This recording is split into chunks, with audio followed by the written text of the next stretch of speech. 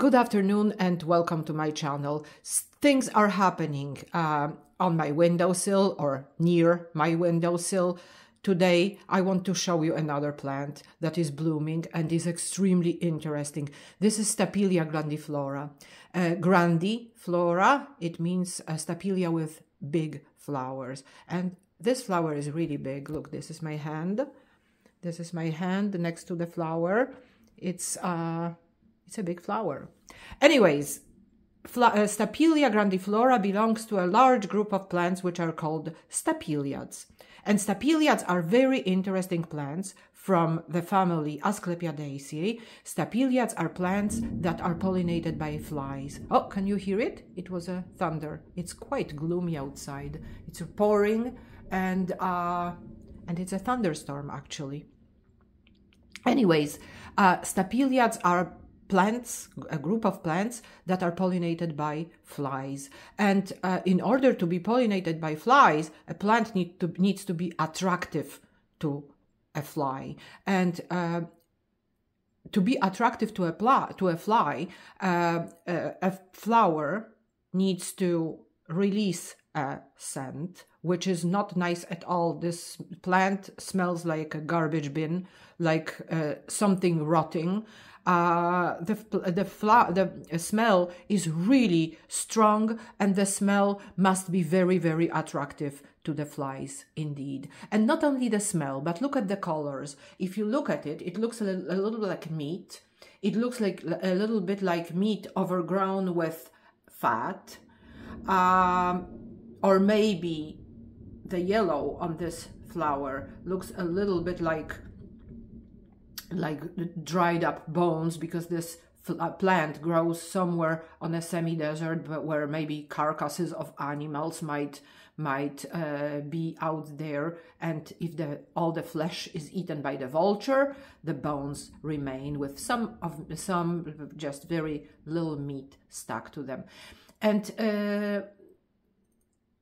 yes, this plant looks like is supposed to look like rotting meat, and the colors are very attractive to flies too.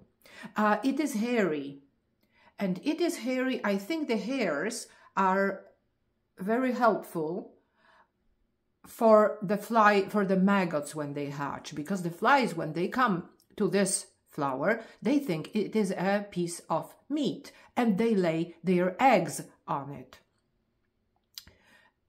When a fly lays eggs on like leftover foods or whatever it is, they lay their eggs, or in a garbage bin, they lay their eggs there, hoping that the maggots, when they hatch, have something to eat. And this time, if they lay eggs here, the maggots, unfortunately, will not be able to survive. But the hair might suggest to the fly that the eggs will stick to the flower, to this piece of meat. This is just what the fly thinks it is. Isn't it interesting?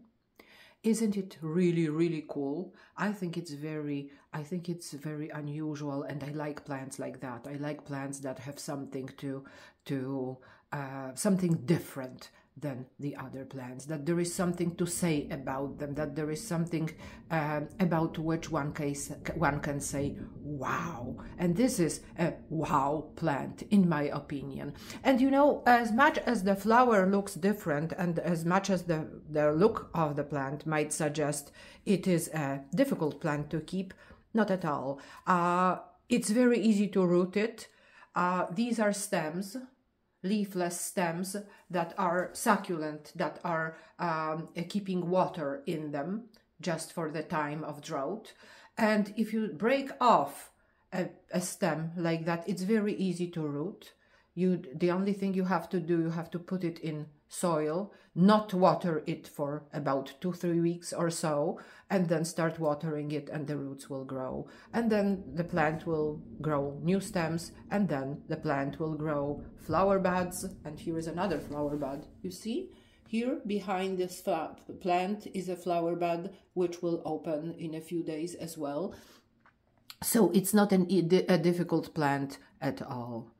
Watering is also something that this plant is not very fussy about. If it's overwatered from time to time, the plant doesn't mind. If it stays unwatered, without any water, for a long time, for a month or two, it doesn't mind either. I didn't try not watering it at all in the summertime because I was not that interesting whether it will survive or not. I just don't want the plant to lose the plant. But I think in the summertime, when the temperatures are high, it needs to be watered, at least from time to time, at least once a week. But in winter, it happened that I didn't water it for 6 weeks or more, not even, and the plant didn't even show any sign of stress. But it was quite cold in the room. Well, cold room temperature during the day, maybe 15 degrees at night.